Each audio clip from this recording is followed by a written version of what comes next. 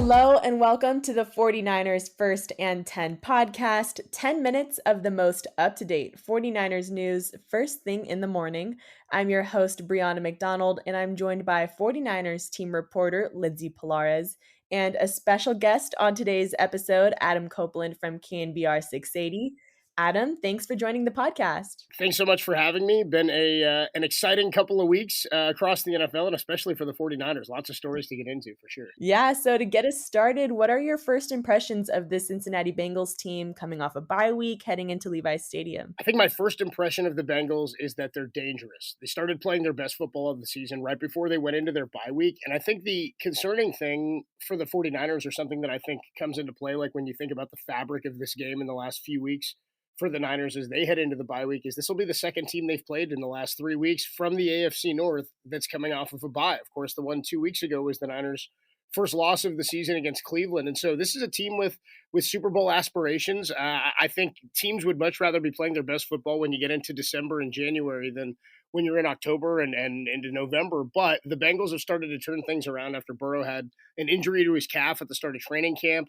Their running game is not all that spectacular, but for the Niners, who have struggled, it seems like, with the run a little bit, even getting into the end zone last week with McCaffrey, this is going to be sort of a call that has to be answered here to prove that they can keep some of their calling cards, the running game, stopping the run on defense, forcing some pressure on defense. I think a lot of that is going to come into play against a really good offense for the Bengals that hasn't even hit their stride yet. Yeah, high stakes game, it seems like, up in week 8. But Lindsay, we heard from head coach Kyle Shanahan later on Wednesday, and he had some pretty important injury updates for the team. What was the latest there? Yeah, it was certainly a surprise addition to the 49ers injury report in their first practice of the week. Quarterback Brock Purdy is officially in the league's concussion protocol on a short week for the Niners, with a Bengals team that is headed their way to Levi Stadium.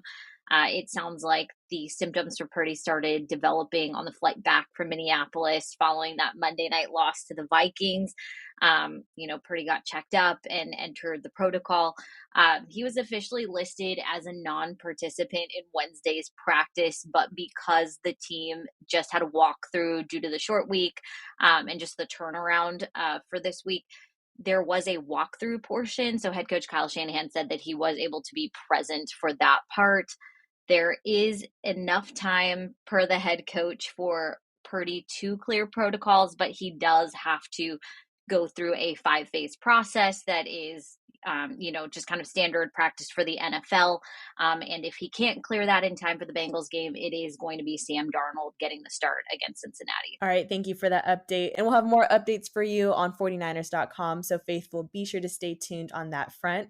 But the team is inching towards their bye week, but the 49ers will have to go through one more game at home before taking a rest. And honestly, the team we saw playing at Levi Stadium in the first few weeks of the season looked very different from the team we saw that lost 2 in a row on the road. And it's not just injuries that lost them those games. Adam, what changed for the 49ers that made them go from undefeated to then back-to-back losses, and how do they get back on track?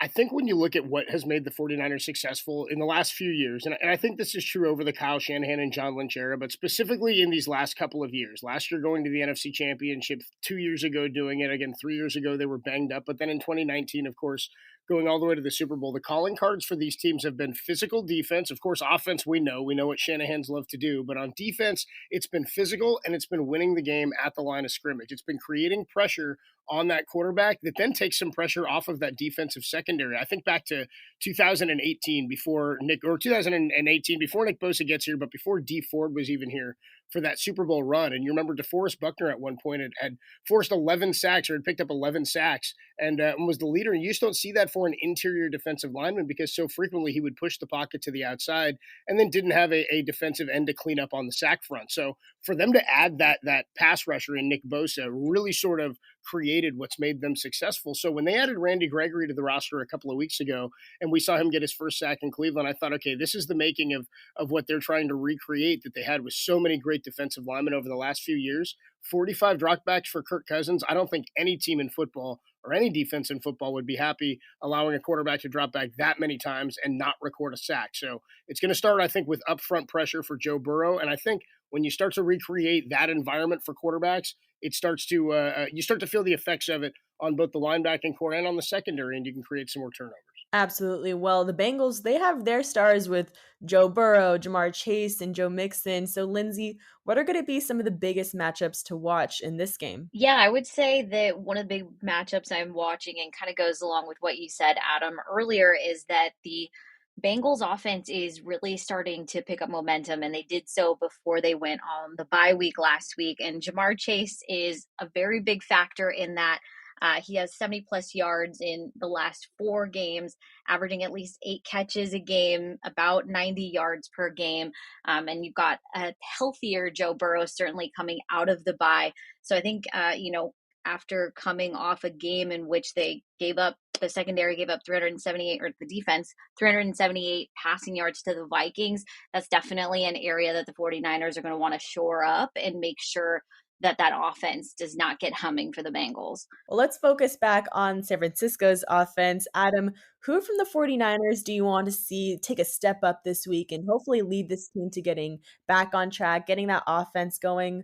Which player do you think is primed for a big game this Sunday? Well, that's a great question. You look at there's so many different offensive cogs for the Niners that it's tough, like when you see a loss like you saw against the Vikings, to think, boy, I wonder how they would have looked with Deebo Samuel, because he's been hurt and it was such a physical game. It seemed like he would have been such a good guy to have out of the backfield. I think for me, the guy I'm really looking to is it's sort of twofold here. I'm looking for physicality. I'm looking for big time playmakers. And oftentimes, I mean, there's a lot of guys that do that. George Kittle comes to mind, but a guy who I think I'm excited to see step into this role is Jauan Jennings. He had a couple of big catches in last week's game. We always hear third and Jauan, which is a great, I think, sort of tag to have about yourself, right? That you pick up big first downs on third down. They frequently have packages drawn up for him or have situations drawn up for Jauan Jennings on third down. I think this is an opportunity for a guy who's young, who's had kind of a specific role carved out for himself to say, hey, I belong in this league and I can help this team win in ways that maybe we haven't seen yet. He's a big physical presence. I'd love to see him happen or help the offense happen around the goal line. And another guy's Ronnie Bell.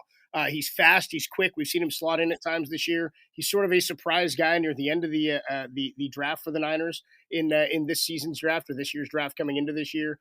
Those are a couple of guys who I think, with the receiving core banged up, some of the playmakers banged up, I think two different skill sets there, but they can help you big time. Yeah, while we're talking about getting back on track, Lindsay, when we look back at these past 2 weeks, the losses have come down to one-score games. It's been close. So, in what aspect of the 49ers game do you want to see them improve in and you think could get them back to dominating a game? Yeah, I think it's a few things. I think especially for the 49ers offense that we saw put up 30 plus points in each of those first 5 games during their undefeated run.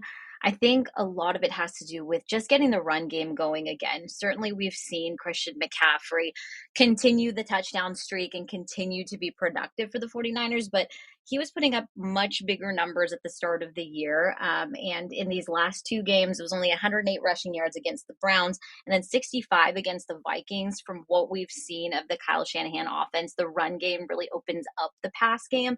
So I think that'll do a lot to give the 49ers just a little bit more momentum on the offensive side of the ball. And then also, what we heard from a lot of the players post game is that they just want to clean up the execution a little bit, which again just comes down to making sure that there's plenty of ball security, taking care of the football in terms of, interceptions as well. And then you want to shore up the passing defense, like I said earlier. And I think you clean up those small things, and that was the 49ers recipe for success earlier in the season. Yeah, that's a great game plan. And Faithful, this weekend is alumni weekend at Levi Stadium. There's likely going to be a lot of guys in town who have a deep history with the Bengals when we think back to those legendary 80s Super Bowl teams.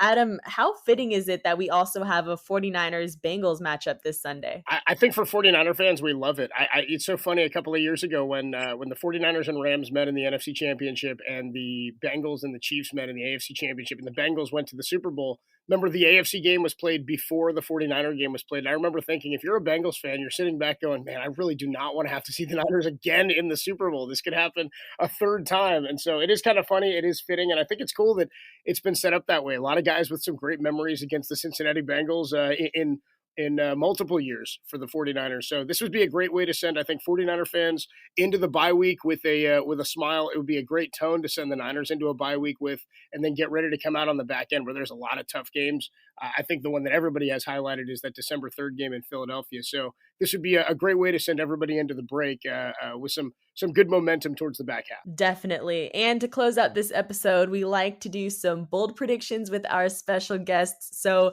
Adam, do you have any bold predictions for this Sunday's contest? Boy, put me on the spot. Bold prediction for this Sunday's contest. I'm going to say, yeah, you know what? I'm going to say, how about this? I don't want to put the pressure on Brock Purdy to be healthy because concussion protocol, we all know that that's not linear. So you don't want to say like, it's an ankle injury. It's 4 to 6 weeks. You just never know how a guy's going to wake up. And Sam Darnold, I think there was some stuff to be excited about with him in the preseason. How about we say this week, let's go 3 passing touchdowns for the 49er quarterback spot. Let's go with that one. All right. I like it. Lindsay, do you have a bold prediction for this Sunday? I don't know that this is so much bold, but I think it would just be fun to continue the CMC touchdown scoring streak. So let's go ahead and extend that to 17 straight games because I think that'd be really cool to watch. And like we said, a lot of things would be really cool to see right before going into the bye. Absolutely. We want to see CMC just keep it rolling with the touchdowns.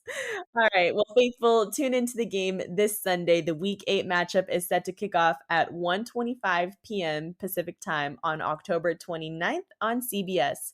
But that will do it for today. Thank you so much, Lindsay and Adam, for joining me in this update. Don't forget to follow First and 10 on Spotify and Apple Podcasts. Be sure to turn on the notifications so you're in the know when we post any breaking news updates.